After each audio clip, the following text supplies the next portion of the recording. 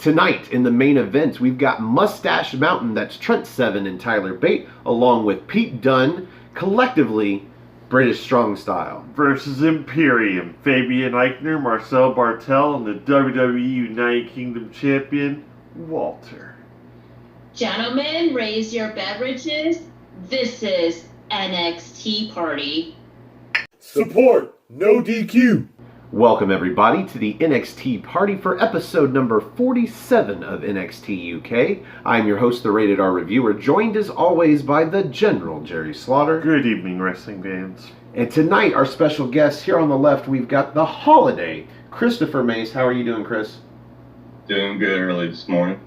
And Cindy, I know it's really late for you. Over here on the right, we've got 1/3 of the ladies of No DQ, the Duchess, Cindy G. How are you, Cindy? I'm doing good. Had a pretty interesting week. Besides going to SmackDown Live and 205 Live in person, hashtag 205 Live matters. That's good. awesome. Except the Golden State Warriors lost the NBA Finals and have to wear the Toronto Raptors color for 30 days, which already give a jump start in a week. But, oh well, it is what it is. Taking a long sip of sadness. Maybe if we could get a Toronto Blue Jays win in the fall, that'll seal it for Canada. So tonight we have got a really rather pretty good episode of NXT UK. On paper, this doesn't seem to excite me other than the main event. That's why we led with the main event. But in practice, this was a really good episode. Well, we pretty much had the last night in Scotland tonight, or like the last hour of matches we had out of it. That's true. But to me, this is the antithesis of what we got with NXT this week, where it was a throwaway show. And on paper, it actually looked really good, but in practice, not so much. Yeah. Tonight we start off with a women's tag match. We've got Xia Brookside teaming with Isla Dawn against Jinny and Jazzy Gabbard. And who didn't go into this match assuming Jazzy Gabbard was not going to take a loss, at the very least? I was about to say, she already looked like she was going to destroy. So as the resident female on the panel tonight, Cindy, what did you think about this opening match? That match was quite interesting. I knew for a fact that Jinny and Jazzy's gonna win this match altogether. It was great seeing Jazzy Gabbard in the ring. The first time I actually heard about her was she was in Impact Wrestling briefly a couple years ago as the alpha female when she had that storyline between Velvet Sky and Chris Sabin, and then she had like a brief feud with Lady Tapa before she got released. She wrestled all over Europe, mainly in Germany, and then seeing her at the 2017 Mae Young Classic, it was pretty much like a breath of fresh air. She's like one of those top high strikers in the women's division. So I'm very happy that she finally got the opportunity. However, I know she's kind of partnering up with Jinny because that's kind of like her Jinny's bodyguard per se. Yeah. But you could tell that she's doing most of the work, and then with Jinny, she's like more demanding that all she did, like right towards the end of the match, is just destroy. Jinny pin, and that's it. But I can see like down the line, we're probably gonna see like a feud between both ladies, like a couple months down the line. But right now, this is like something fresh and something new. Yeah. So basically, this match starts off with Xia Brookside and Jinny. And this is where you see some actual wrestling. Yeah. And then Jinny, I think her arm starts to hurt her, so she goes to the corner and tags in Jazzy. And Jazzy comes in, from this point on, it's basically the end of the match. Yeah. She beats on Xia, who tags in Isla Dawn. Hot tag, maybe. But didn't really help. I think Isla Dawn got a little bit of offense in, sort of, but Jazzy Gabbard just finished this match. She hit a dominator on Isla, but then Jinny insists on the tag in, and then comes in and gets the pin. 1, 2, 3. Chris, quick question. What the hell are we going to have to do to actually give a shit about Isla Dawn? I have no idea at this point. She's got cool entrance. I don't know what they're doing. she's got cool entrance. She's got like this mystique and everything to her. Cool look. A cool look, but except for that robe or dress or whatever she was wearing tonight was straight from Interview with a Vampire. yeah, she looked like she raided. She looked like she raided one of their closets. Like she raided the Kirsten Dunst's rooms, like mine. Good thing she didn't try to wrestle in that some bitch.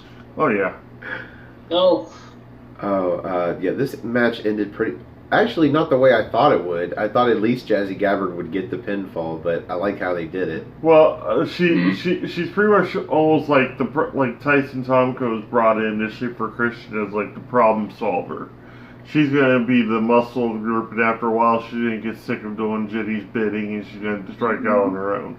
It's a tale as old as time when it comes to any kind of writing format for wrestling. My fear is, because who's Tyson Tomko really? I mean, Nobody. basically, my fear is that that'll leave Isla Dawn looking more like Tyson T-Bone. Yeah. Yeah. Oh, Well, Lord. she's already in that boat. She's in that boat with no oars, going up a certain creek of excrement. So after this match, we get a promo/video package for Ligero, and they do these really great. So they interview the guy, and then they slash in a bunch of footage, and it's NXT, man. It's always good like that. They can make a video about an eggplant, and I would so be on board with that eggplant. Support No DQ. So the story here is that Ligero was born without the use of, I think, his right eye. His right eye, yeah. And it wasn't until he was 8 years old that his family could afford the surgery to correct that. So imagine being 8 years old and suddenly having depth perception. Yeah. Wow. Can finally go out for that Little League team, man. Just saying. Eye on for the me, ball, kid. Eye on the ball. It harkens back to that Futurama episode where Leela plays baseball. Yeah. The beaner. Anyway. So now we know why Ligero kind of looks cross-eyed, which you can still tell through the mask because he needs eye holes. Because now that you have depth perception, you damn sure going to use it, especially in a wrestling ring. Any notes on this promo here, Chris? I actually liked it. I think they do a really good job setting these interviews up and doing these promos and what they do and telling their stories, and you get more of a feel for the guy's personality. So I thought it was really damn good and well done. Yeah. Cindy, do you have any background on Ligero pre-WWE NXT UK? Well, as I mentioned in the past, he did wrestles around Europe and internationally, like mainly for Progress Wrestling. And the last time, like, all I can say, like, he has, like, one incredible cruiserweight ability. I mean, we did see him make an appearance on 205 Live a couple weeks ago, which was awesome. But that's all I can say so far. But with his promo, that is, like, pretty much a very new fact to my eye. Like, I really like how NXT UK is trying to introduce more talent with, like, a little bit for, like, a fun fact about each of the stars. So, hearing about Ligero's condition from years ago, it's kind of like, whoa, that was pretty unexpected. But it was really a good promo. Jerry? Well, my mentality is this is finally what we should have been getting, I think, weeks ago with these guys we've been seeing for like almost 50 episodes now. Some serious background. We're actually getting some background on how they got into wrestling biz, what makes it so important that they're around, how it's impacted their life in some way, shape, or form. What's so fucked up about this is you would think the prototype for this would be Eddie Dennis. He had 3 promos. Before, Great promos. and they did all of that. Every bit of background that you need to make an opinion on this guy as a performer before he even got in the ring. We couldn't wait to see him, and then they started off strong and then totally dropped the ball because they had to put him in a no-win situation against Mastiff. Literally, no win. And now he's injured, and he got injured at the worst time. The best time to get injured is when you're on top, because when you come back, it's so much better. Yeah. But when you get injured at the very bottom, nobody remembers. Nope. So, at this point, he can pretty much disappear, I think, and nobody's going to say a damn word about it. So now they're playing catch-up with these kind of promos. Mm-hmm. It's like we couldn't or didn't do it before they debuted, but now that they've been around for 8 months, let's introduce these guys. So after this, we get an interview with Kenny Williams, I guess backstage. He's talking about Noam Dar. We still know Amir Jordan, which we are very, very happy with. Yeah, but he did tag with Noam Dar, and they've known each other, I think he said like 10 or 15 years. Yep. So they want to know about him turning on Mark Andrews, and he's like, man, it really doesn't surprise me, but at the same time, I feel bad for Mark. Yeah. But that's about it.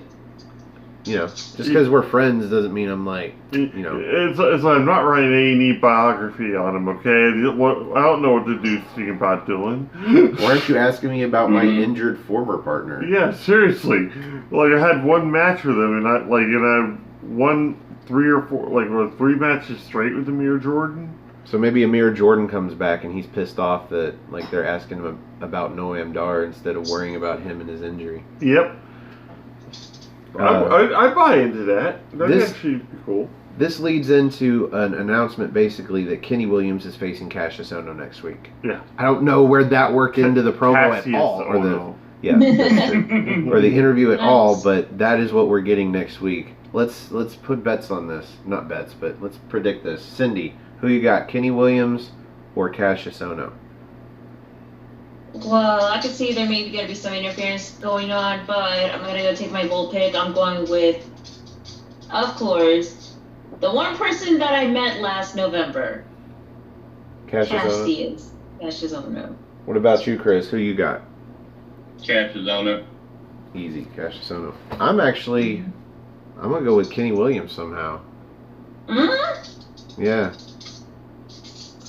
I think what's going to happen is Kenny Williams is going to be on the way of beating him. Then Amir Jordan's going to come out there, distract him somehow, and then Cassius Ohno's going to pay up to the How many times have we seen Kenny Williams by himself? One-on-one. Very, very few. I think Kenny would, because that's my favorite part about his tag matches is when he gets the hot tag. Oh, anytime he gets the hot tag is a wonderful thing. Put him in the ring with just one guy. Let him have a singles match. I want to see Kenny Williams come out on top in a big way. I want to see him actually complete the drop kick to the outside, skin the cat, and then the fucking suicida. Well, that's the thing. I think the wrecking ball drop kick. I think Cassius Ohno will either knock him out of the way or eat him. Like a bowl of Lucky Charms. Like a bowl of Kenny Wood. So after this, we get our second match of the night. Again, all 3 of these matches we knew were going to be on this card. I was just hoping for an extra non-advertised match, but I guess not. We've got Joseph Connors versus Ilya Dragunov. And this was all set up with one promo by Joseph Connors.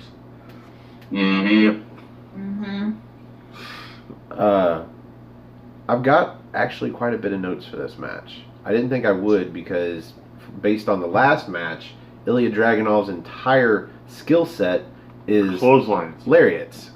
He's the king of the lariats, and then he does one running European uppercut to finish the match. This was not that match. No. This was very different. No. I don't know that it necessarily made me like Ilya Dragunov any better, but at the very least, I understand why people like him because it wasn't just clotheslines. And Joseph Connors actually got some offense in this match. Yeah. He just didn't get the win. Cindy, what did you think about, or what, you did the first one. Chris, what did you think about this match? I thought it was pretty good for what it was. I'm glad the guy, I always call him the guy from Rocky IV. That's who he reminds me of. Drago. But, yeah, Drago. Like I said, I thought he did a lot better than he did the first match. Like I said, still not really too impressed with him yet. All that hype and no substance quite yet. But he's getting there a little bit. But Connors, they got to do something with him. Either stop having him do the storyline with the new shiny toys. He's got to fight every new shiny toy that comes out. Do something different. That guy's got talent. Do something different with him. He could be something much more than what he is right now, definitely. Absolutely. Cindy? Well, I have my dog here next to me because she heard of Dragunov versus Joseph Connor's match, yeah. She's gonna throw in her 2 cents. No, sorry, I have my dogs here. So anyway, It's okay. it was a pretty good match, especially, and I know I'm gonna be butchering Dragunov's last name and his first name, just like Holiday butcher some of the wrestlers' name, like when we did our prediction video for New Japan Pro. So forgive me, y'all.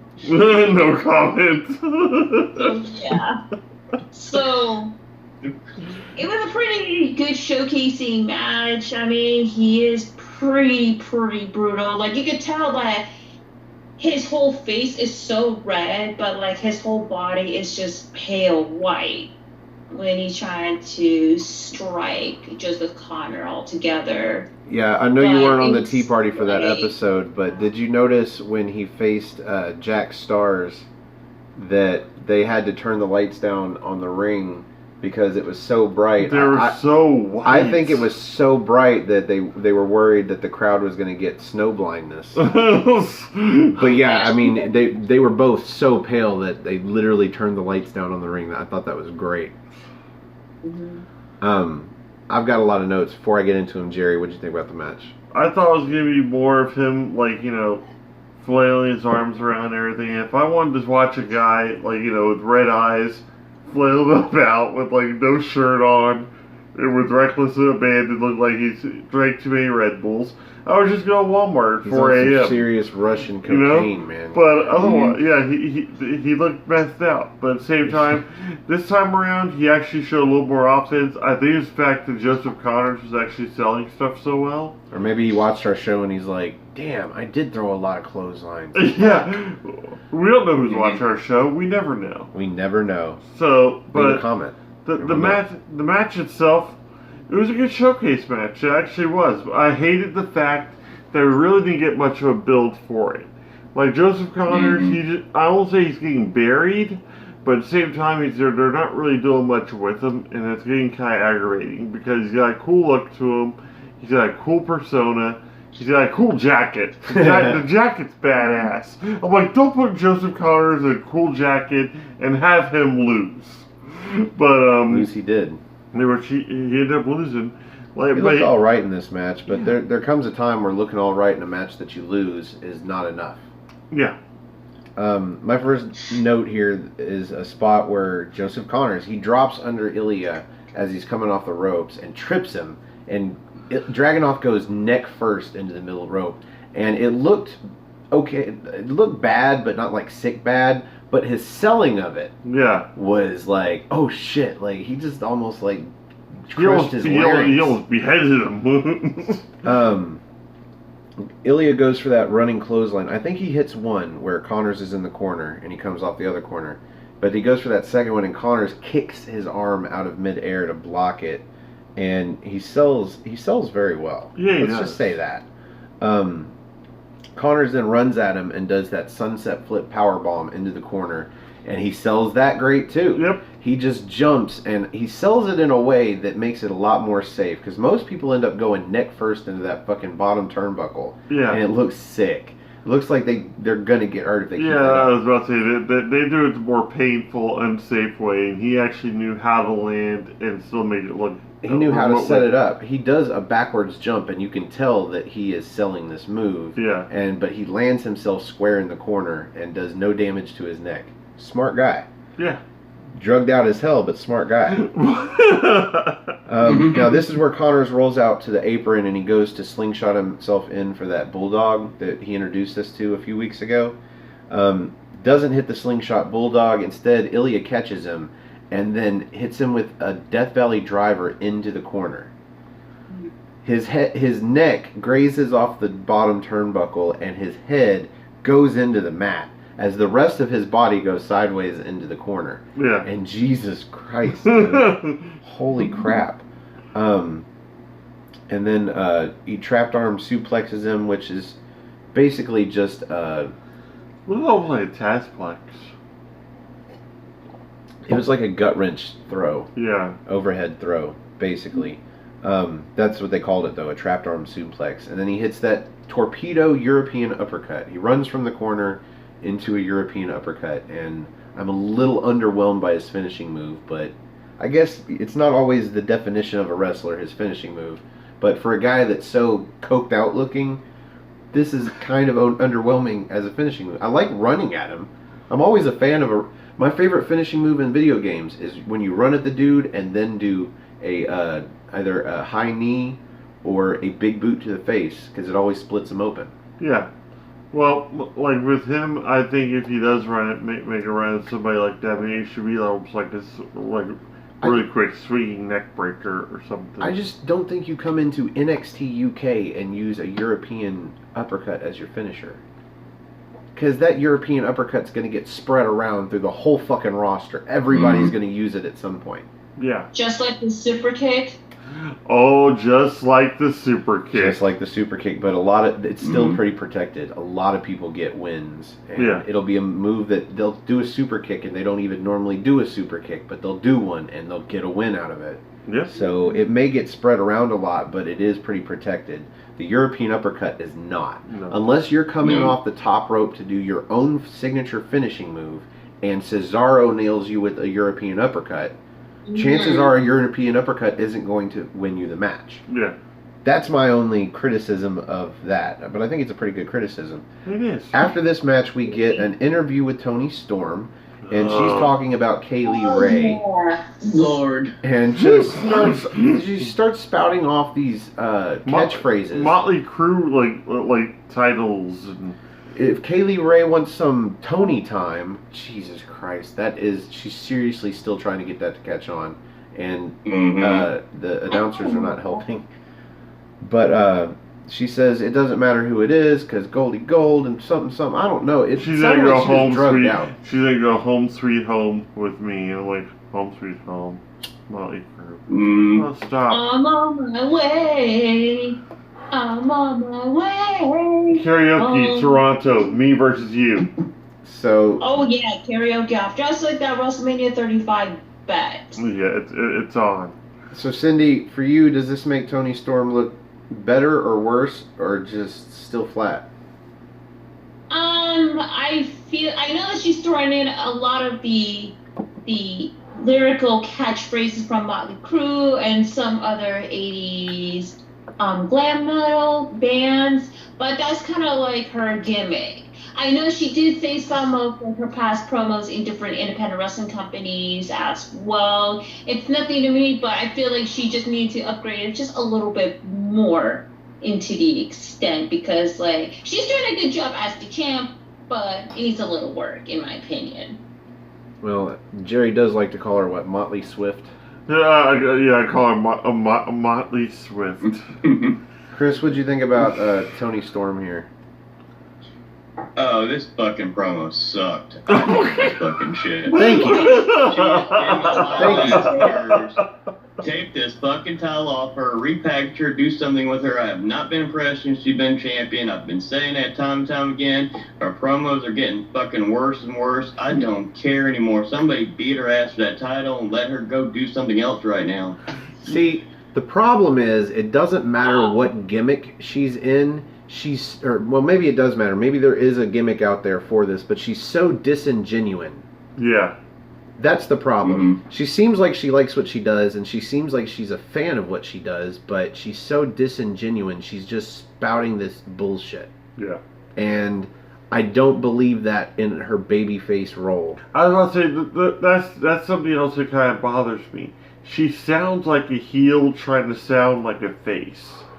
Like she's pretty much almost like she's reading cue cards and she wants to be saying something completely different. Maybe That's a good analogy. Yeah, maybe if they gave her a little bit of free range and let her say something that's actually, on her mind, because it looks like the wheels were always turning versus like free flowing thought, So everything just seems forced and one of your favorite words, contrived. Very contrived. She's getting the John Cena treatment, and she's not good at delivery like John Cena is. Yeah. Cena can take anything and sound genuine. Bailey treatment, in my opinion. Well, here's the thing, because I'm talking about in-ring work too, because for most of her matches, she gets beat down for the first 80% or 90% of the match, then she comes back at the end and secures the win. Yeah. The John Cena treatment. I don't think she can pull off the babyface John Cena treatment. I think she could probably pull off the heel John Cena treatment, but they don't do that for heels. No. She would have to start taking over matches and doing a lot of ground holds and rest holds and shit. So, anyway, this is setting up an announcement for next week. Again, another match for next week. It's going to be a 10-woman battle royal for the #1 contendership for the NXT UK Women's Championship.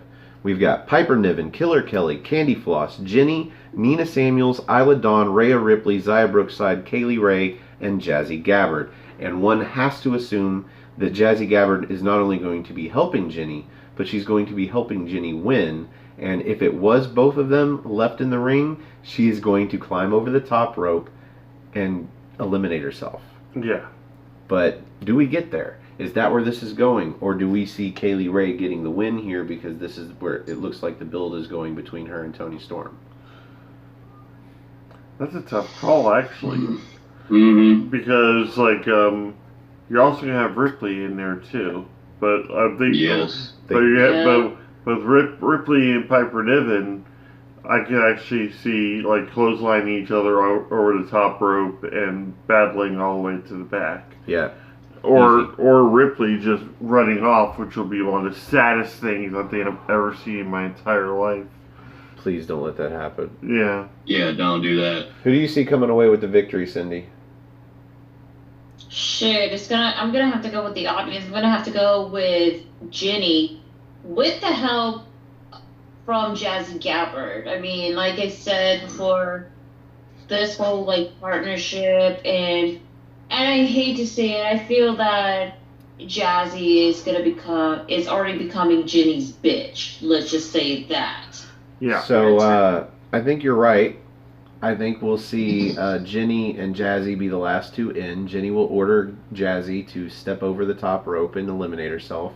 And then Kaylee Ray comes out from under the ring or out from like hiding where she never went over the top rope and never got eliminated.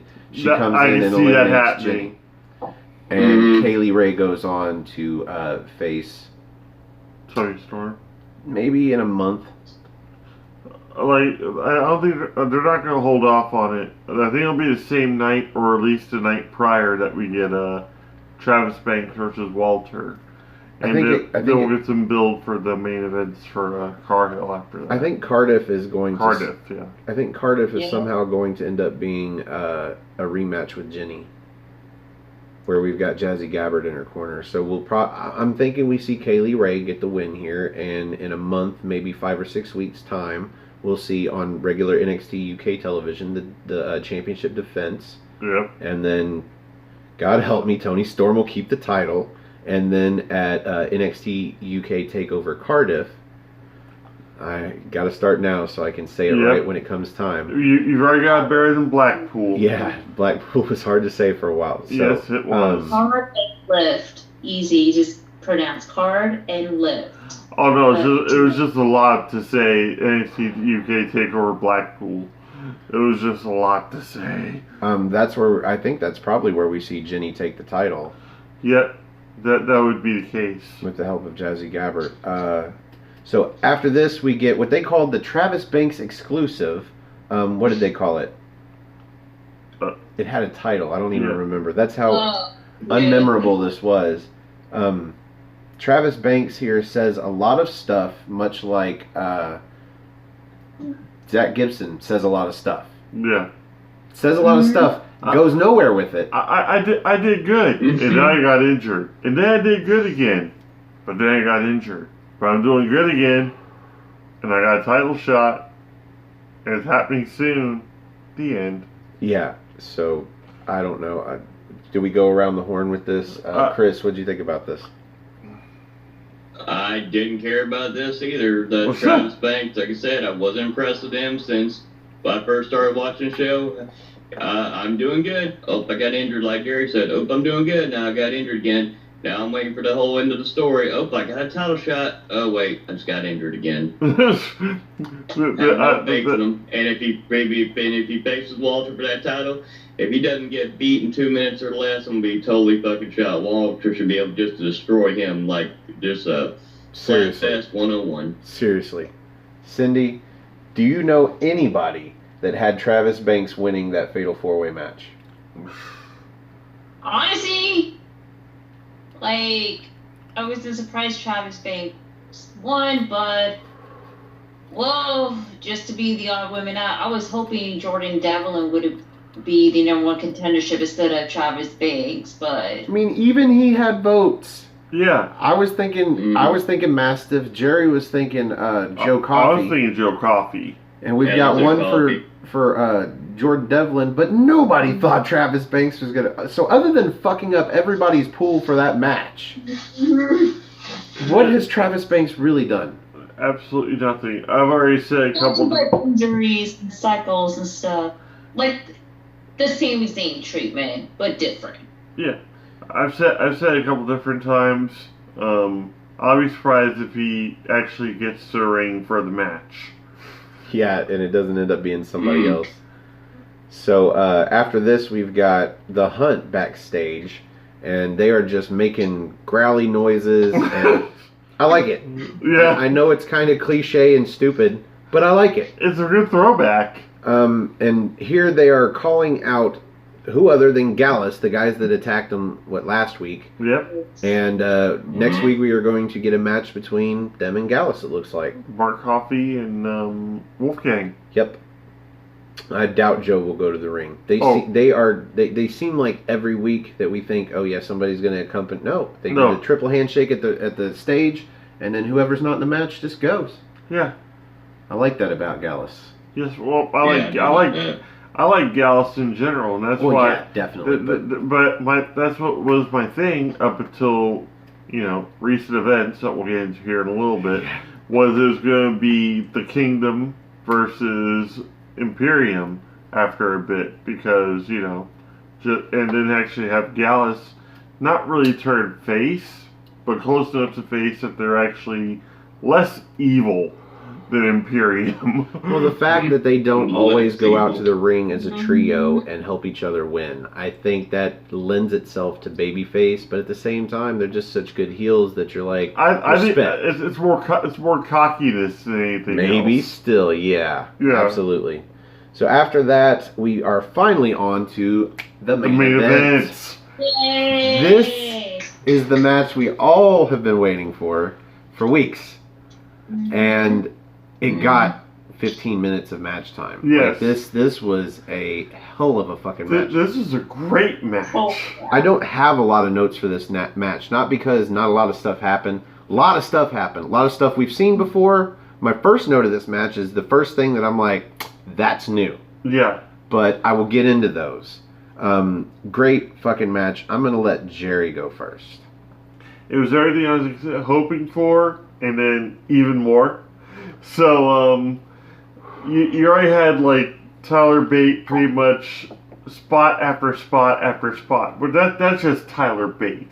He impresses in every match that he's in. He could have a match with, a freaking fitted sheet, and I would watch it and be like, I haven't seen that yet. So... I hate to love Tyler Bate. Yeah, we hate to love him, but we love him to pieces. Trent Seven... God bless him. Usually he doesn't impress me in any matches, but he did a lot of great stuff in this match. He was in the match for probably more than anybody from his team. Mm-hmm. But I gotta say, at one point, Tyler Bate, impressive motherfucker, he basically was taking on all of Imperium by himself. Yeah. One at a time, sometimes more than one at a time. Using that airplane spin to knock fucking Bartel out and through the ropes. He took over the match because he was the only one left. Did he fought them all off. Didn't he do those exploder suplex onto I think it was Bartel Eichner onto Bartel? Yeah, after doing something to Bartel. Oh, yeah. I can't even remember because I didn't take that note. I was just enjoying the fuck out of this match. Cindy, what'd you think about this main event? Holy crap! that was the match that I wouldn't even expect it to be, especially seeing Imperium reunite. Well, technically Walter and Marcel Patel in the beginning, and then having Fabian Eichner in it, that was like, well, you have the whole like European Union into the mix. But I do want to say this real quick.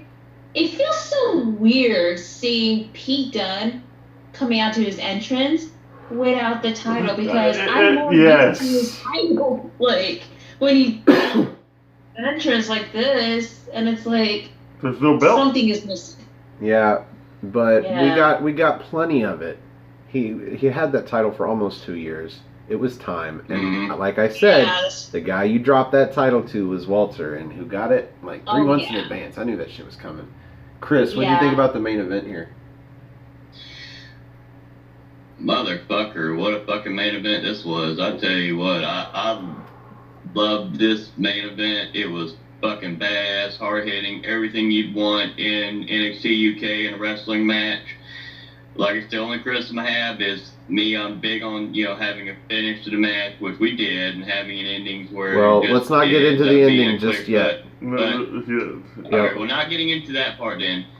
That's my only critique of the match, but I liked how they did it, though. Normally, I'm not a big fan of those, but I liked how they did it. Well, also, we gotta give it up to Bartel as per usual, because Bartel was pulling out his heel tactic. He was getting booed just for being Bartel, but he's so crisp and so fluid in the ring with pretty much everything he does that it's cool to watch, because he rocks a leather jacket like he's Alex Wright, but then he's got that smug and awesomeness that William Regal has at the same time.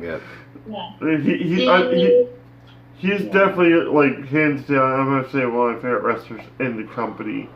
So... Well, he is one half of my first note here. Yeah. The first thing that I was like, I haven't seen that before. Eichner has got, I think it's Tyler Bate, sitting on the middle rope near the corner. And he drapes him back and comes down with a backstabber. Holds it so that Bartel can come off the top rope with a double stomp across Bate's chest. That was great. Yes. We saw Tyler Bate, and we've seen it before, the Peter Pan spring off of the top rope, with his shoulders. But he comes back and he double clotheslines both of the European Union, Eichner and Bartel. That was cool. We got the hot tag to Trent Seven, and then he comes in and Dunn tags himself in behind him. So we see the 7-star lariat followed by a suicida that, fucking Trent Seven, man, blowing me away all of a sudden. He nails the 5-star lariat, runs out, suicida onto Eichner onto the outside. And so that's where not Tyler Bate, but Pete Dunne comes in, and Tyler Bate gets the immediate tag. And then Pete Dunne lays Bartel out with the bitter end, and then Bate comes off the top rope with this twisting senton that we just got to call, I call it the mustache twist. The mustache twist. Gets a near fall. And this is where things start to break down. We've got Walter on the outside, I think with Pete Dunne. He goes to chop him. And Dunne avoids the chop, sends it into the steps. Yes. And you just hear this dong ring out into the crowd. At this point, I know something's up. Because Jerry has made it a point to get me on camera and my reactions. And I'm like, alright, what the fuck is going to go on? Certainly, this match isn't ending like most 6-man tag matches end. And it doesn't. Somebody comes out from the stage, and you don't know who it is. They've got a hood on and a scarf over their face. And everybody starts getting distracted, and the ref gets through the ropes trying to tell whoever it is, you don't belong here, get out. And he gets knocked the fuck out of the ring by somebody. I think Bartel gets knocked into. Yeah, Bartel gets knocked into. And so the ref is out, and this masked stranger gets into the ring and starts staring down Tyler Bate. And I'm like, okay, so this guy wants Tyler Bate. Who hasn't been here in a minute? Eddie Dennis. Yeah. No, he's not tall enough to be Eddie Dennis. At this point, he's taking off the mask, and I'm like, all right, who's this guy? He's too short to be Eddie Dennis. No way. No way. No way. He's fucking fired. Fucking Wolf. Alexander Wolf. Like, so, okay, so the background here is that he technically quit WWE on social media. And I guess immediately afterwards, this thing got taped. This was like 2 months ago. I didn't know this show was 2 months old. Yeah. Me and Jerry were at OVW watching a live show when he found out, and for the last 2 months, everybody in the NXT team that has known about Alexander Wolf joining NXT UK and being part of Imperium has kept their mouth shut so that I could have a moment of wow. What made it even more wow is if you go back to one of our videos on Aftermatch, we were actually discussing with James Hebert who we would move around in our own superstar shakeup. And we said if Alexander Wolf hadn't left, we would shift him over to WWE or NXT UK. And sure enough, not even an hour after we wrapped, not even an hour, my phone was blowing up from Twitter, WWE.com, pretty much all this news about Alexander Wolf appearing in Glasgow, Scotland, in NXT UK, and I'm like, oh God. So immediately, Mr. No Spoilers over here, I had to make sure not to tell him what was going on. And that has been incredibly difficult. So Alexander Wolf nails Tyler Bate with a sit-out powerbomb, and a damn vicious one too. What was it? Marcel Bartel gets the pinfall. Marcel Bartel gets pinned. 1, 2, 3. So Imperium gets the victory, and then we see Walter and Marcel Bartel and Fabian Eichner all standing in the ring, with their arms behind their back, and they've got a spot open. Yep. Right next to Walter, and we have Alexander Wolf get in the ring, stand in the spot, and throw his arms back. Yep. And this is where the crowd just goes nuts with boos. Oh, yeah. Well, it's great. The great thing about it is it seems like Bartel was the only one seemingly in on it. Bartel's the one laughing and everything. Well, at least Cindy just cheesing, she knows. But Bartel's just like over there laughing and smiling. Walter's like, did you set this up? Is this happening right now? and then Eichner, well, he's just happy to be there. Yeah, when they came out before the match, and the three of them are standing there, and you see Walter and you see Marcel Bartel on the left, and then Fabian Eichner's over here, and you can just see his face. He's got the stern face, But you see his smile forming under it. You can see he's trying to hold back a smile. He's just so happy to be there. Like, he never thought he'd be part of fucking ring comp. Yeah, pretty much 2.0 Imperium. Pretty much what the cool thing also was the fact that the way they're standing is the way their names were on the Titantron as well. So that was just really cool. It's like, all right, that just got even better. I think they still have time to figure out the splitting silhouette where they stand in a straight line and you only see Walter in the front, and then you can have them split apart and the names up top come apart too. Oh, that'd be awesome. Or at least come out from behind the Imperium and just kind of like drop down, like really slowly with the music or something. But now it doesn't matter because you've got 4 of them. Yeah, so that's gonna be kind of difficult to set up. Or you could have all 4 of them kind of to the side, just going down by height. So you put Wolf right there at number 2, and you'd start with Walter, and then Wolf steps out, and then the next guy does, and then I think you could do that. That'd be cool with the names and everything. Yep. But I'm one of those guys, man. I'm always thinking about improving the little things. Mm-hmm. Anyway, that brings us to the end of the main event. Oh, we've got Cindy I'm just singing. saying, reuniting feels so good because, Alexander Wolf was actually part of Ring Conf before he went to NXT. So, yeah, so he's an OG. Alexander, Walter, and Marcel Bartel, that put a huge smile on my face. And plus, they have Ring Conf have their own T-shirt, which I technically shared on the Armbar Facebook group as well, which is just a picture of just Bartel, Walter, and Wolf reunited at last. Yep. So here on the NXT party, we like to rate the main event using good old-fashioned, not very much left, NXT. And it's contrived, but out of 5 spots of NXT, it's been so long, plus ladies first, yes. Cindy, why don't you go first? How many spots of tea do you rate this main event? This main event match was fantastic, to say at least. But it's not like in a high star caliber because of like, you know, you have like some good parts of the match, and then you have some that's like, you know, somewhat questionable. But like towards the whole surprising of Alexander Wolf, it's like amazing.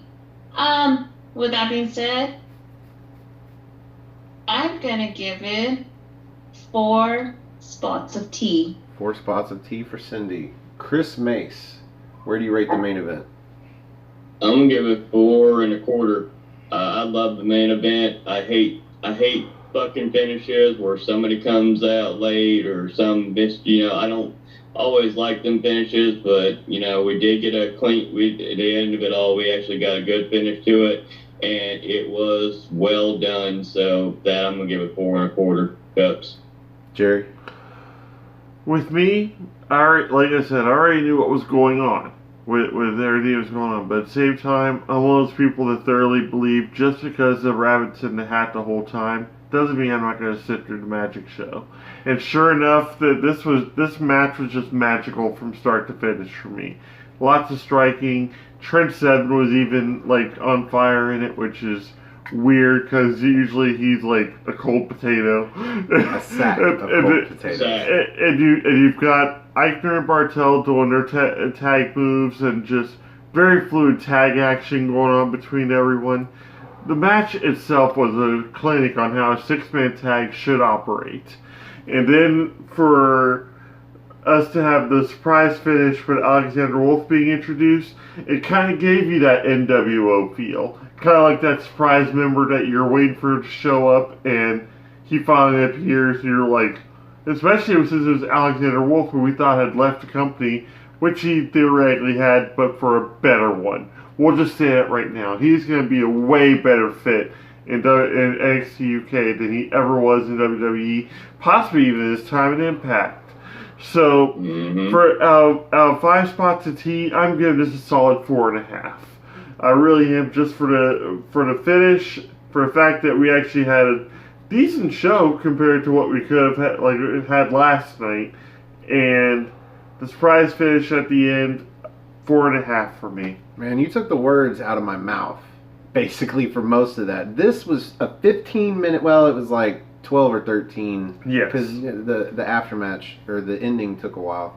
But 15-minute match that was a solid, like, there was no downtime. No, this there was wasn't. ass-kicking from beginning to end. Yeah. A lot of it Trent Seven, which blows my mind. Even the rest hold with Eichner, pretty much the chin lock that he had, I think, to Trent Seven in, looked vicious. It kept your attention versus, like... Rest hold. Yeah. Time for a rest hold, because there's a commercial or some shit like that. Yeah, this was... And then the ending was great. It didn't fuck up the 15 minutes that you just watched. You This did get a guy's finish. face. You did get a finish. It was a you know, a moment that was fucky, sure, but it was a finish. The ref didn't see any of the fuckiness, and then he got in and made the 3 count. So I'm gonna start at a 4.5, and off the back of a great show, I'm gonna give this 4 3/4 spots of tea. Nice. There you go. This main event was sports entertainment. Yes. 15 minutes of an awesome match, and then a very sports entertainment ending. Just an surprise. I mean, surprise, motherfucker. Yeah. Surprise. I was surprised. I hope you guys were surprised. Yeah, this was a great episode. I hope you guys enjoyed it. I want to thank Chris, and I want to thank Cindy for being on the show. Thank you very much. Where can we find you on social media, Chris? You can follow me on Facebook at Christopher Edward Mace, support No DQ, support the Simple Man, No Foster, 205 Live Does Matter, and support Colin Andrews and the Chopping Block. Great content. I can't even remember James and Owen's stuff. Oh, right. Wrestling Fortune 44 is Owens, right? I think so. Hope so. Fortune 44 Wrestling. Fortune 44 Wrestling. You almost had it there. I almost did. Hey, close enough. I'm getting to learn these plugs one way or another. But anyway, so like I said, That's pretty much it for me. Yep. Cindy G, where can we find you?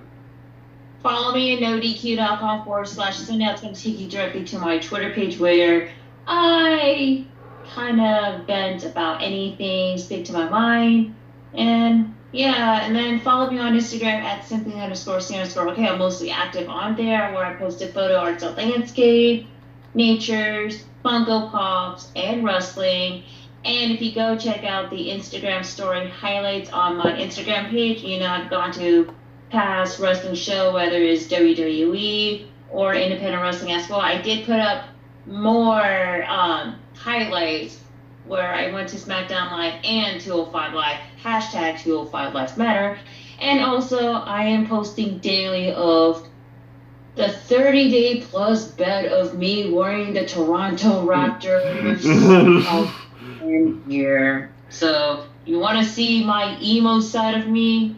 There you have it. And also YouTube channel at simply_Stan_OK. It's in still hiatus, and then second YouTube channel at Tyson Pop Production, which not too long ago, my bros Brian and Tyler, who are active Toronto Raptors fan, they recently posted a interview with a local Ontario independent wrestler who happens to be one of Sue Young's undead bridesmaid from Impact Wrestling. So Cool. Check it out, y'all. Sweet.